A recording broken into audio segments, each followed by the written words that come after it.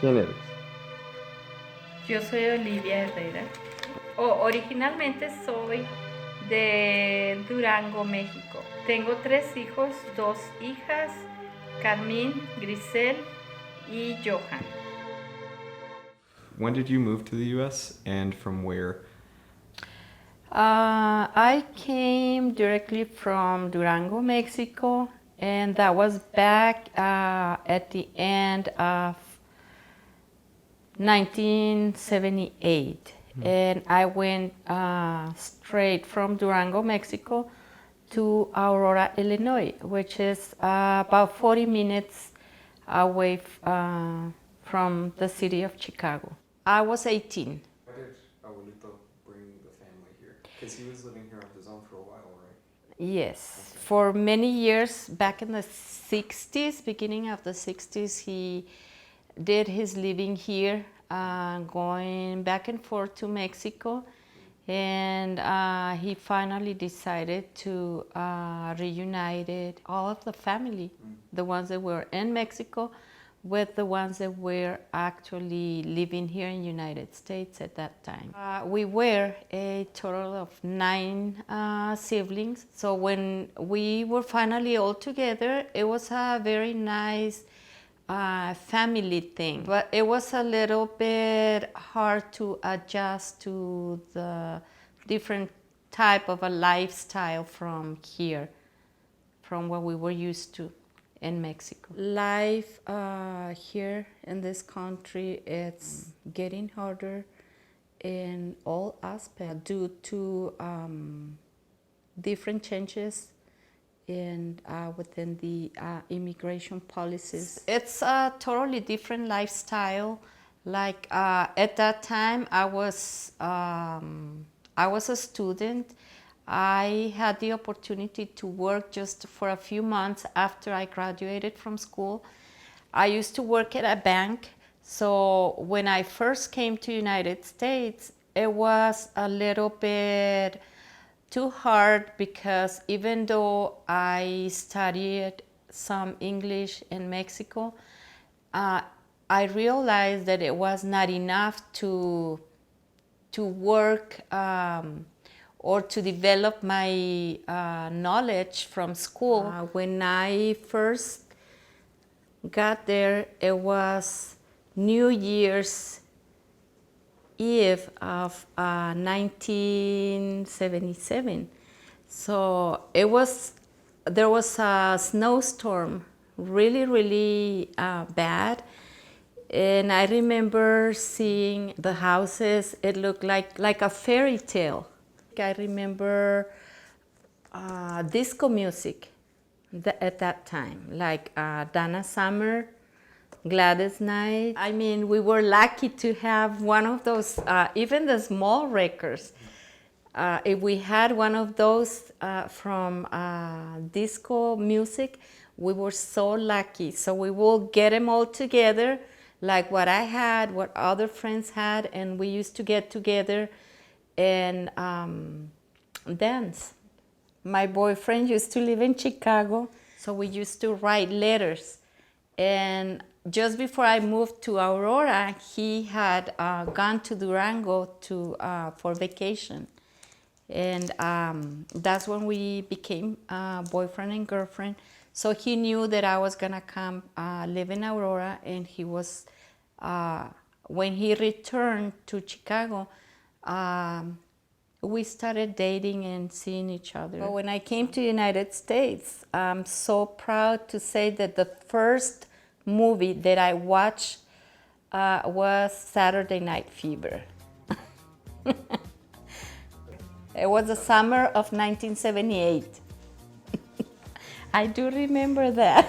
And I just fell in love with John Travolta. Right after that one, it was Grease, and I used to watch all of his movies. Because I love the music. I love the music in those type of movies. I love that movie. I used to like the hairstyle that they wear at that time. The clothes, the way they dressed, the way he danced. I thought he was a very good dancer. So I don't know what ever happened to him besides getting old and fat. All right, what's your name, Mom? Coral Panton.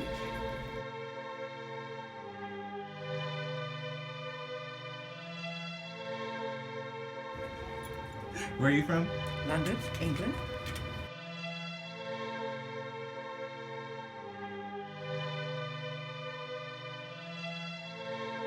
And who's your son? Vincent, Briscoe.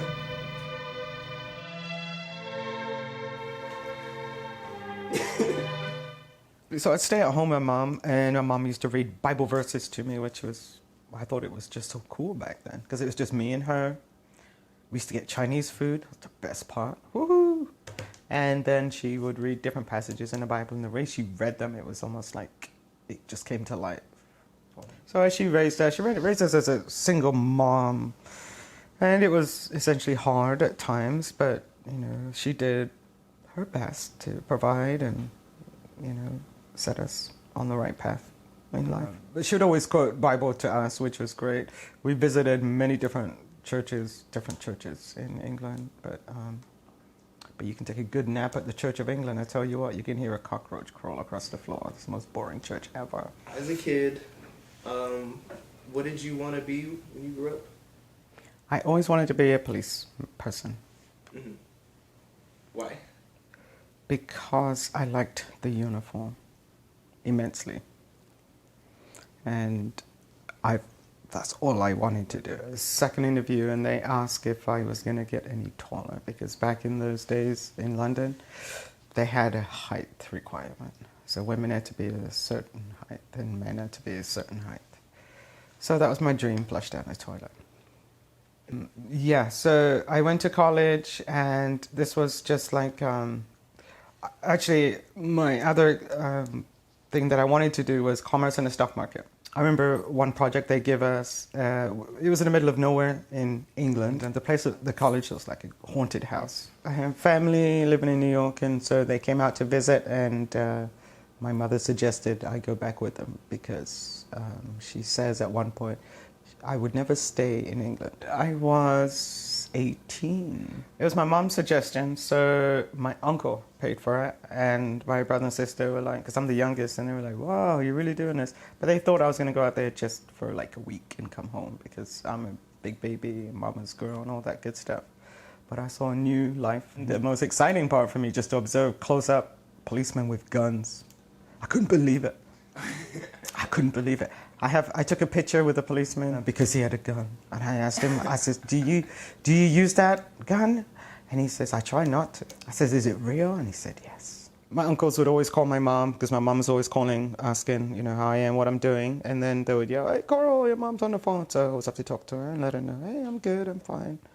So, and you know, her main worry always was boys. And she'd always used to tell me, every time I left, she would say, you know, love you, have a good time, take care, and stay away from those boys. So even though she passed away, I always still wanted to do the same thing that she expected of me. I was in Utah, living with another family, and my sister called, and she told me that my mother went to the corner store, which was a few houses down, like she always does, because she took care of the elderly in our neighborhood. And she passed out, massive coronary, and died in that corner store. And today, that corner store is still there. And so is the house that we lived in. Mm-hmm. So, I'm not going to expand on that, so don't ask.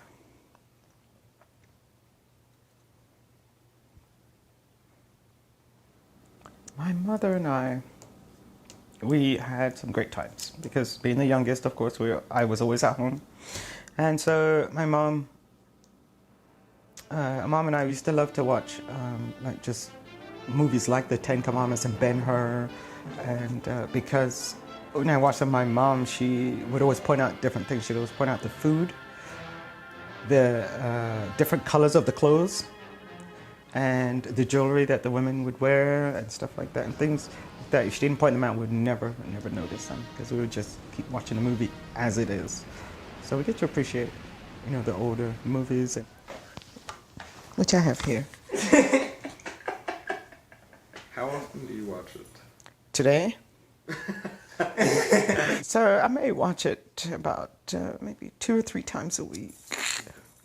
I watch it and fall asleep because, there's this long intermission, really long intermission. So instead of fast forwarding it, I just go to sleep. But there's 2 discs, and I just think it's a fantastic movie. I see this boy over here is laughing, and he's snorting. Movie star. Yeah. Huh? It's wonderful. No, you're a movie star. How do you feel that your son wants to make movies? I feel excited. Explain. I feel excited, and I hope that one day he will become famous, a famous writer. I am so proud of him just by trying it right now. So I know that if he continues working on this, he can be there one day, as well as you guys. I've always wanted him to be in front of the camera. Always said that. Because he can pull off any character, and he's a good-looking boy anyway, because I'm biased because he's my son. But I just love the way that he imitates characters, and I just say, dude, you need to be in front of the camera. Thank you, Mom. Thank you very much. Thank you. Turn it up. Oh wait, don't turn it off yet. Oh, okay. Leave the camera going too. Thank you very much. Are we all done? I'm gonna clap it. You're good. You did good. I did. It was really good. You looked pretty. You were laughing at me. Alright, thanks, man. You're welcome. We're not done, but thank you.